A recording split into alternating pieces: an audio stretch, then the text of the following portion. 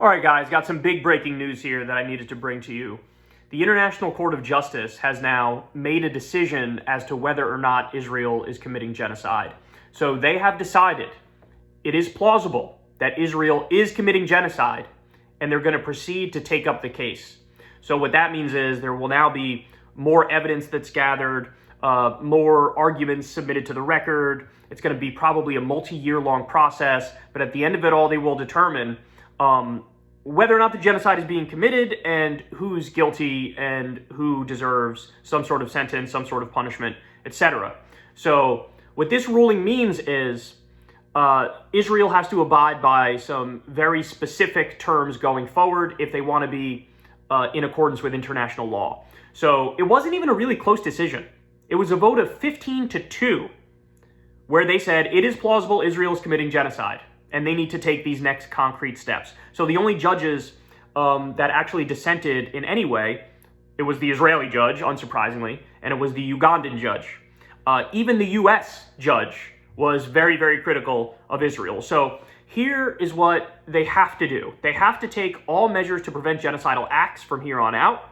They have to prevent and punish the direct and public incitement to genocide. More on that in a minute. And they have to take immediate and effective steps to ensure the provision of humanitarian assistance to civilians in Gaza. So in other words, what that means is we got our eye on you. We're collecting evidence. We're collecting statements. You have to allow in the humanitarian aid that they've been blocking 70% of this entire time. And then also they go on to say, hey, here's specific comments from specific people in the government that are genocidal. And here are the policies that you carried out, which are genocidal.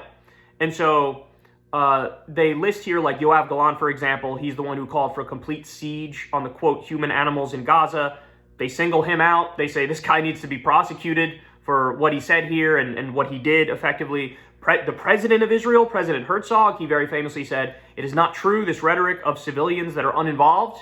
In other words, everybody, all 2.3 million Palestinians in Gaza are guilty. They single that out. Genocidal rhetoric, incitement to genocide, especially when it's married up with actions that, go on to treat all of the civilians like they're guilty.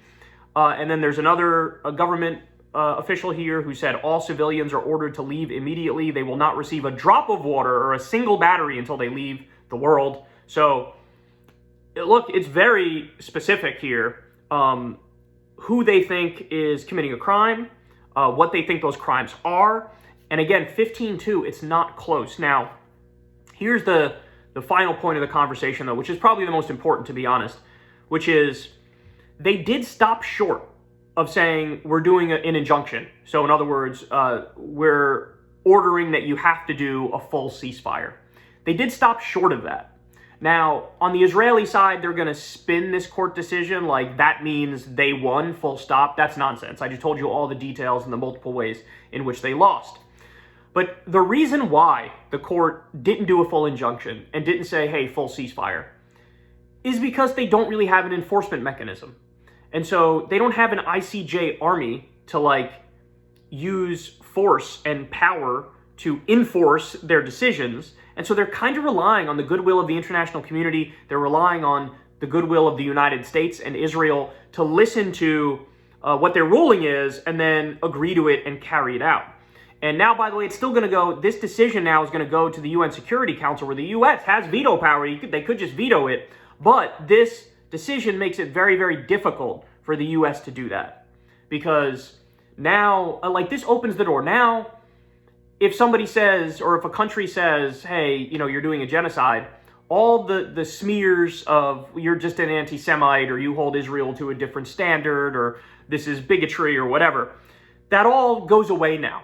And so what this does is it opens up the door for other countries around the world to say, look, sorry, no more trade with Israel.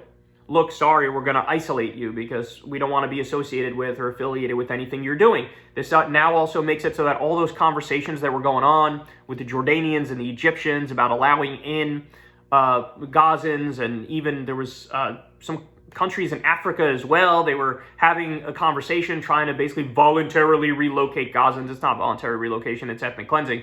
But now those countries which maybe were open to that conversation before are now going to say, hey, they're implicated in genocide here. If I help them or make a deal with them in any way, shape, or form, then I may be a target as well, and I don't want that to happen.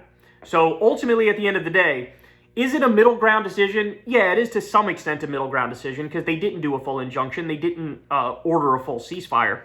But it certainly leans more in the direction of trying to hold Israel accountable. And again, I think the only reason why they didn't say we're ordering a ceasefire is because they have no enforcement mechanism. And think about it.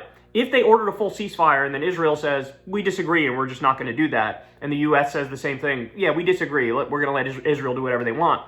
Well, then in that scenario, guys, think about how devastating it would be that basically there obviously is no more international law.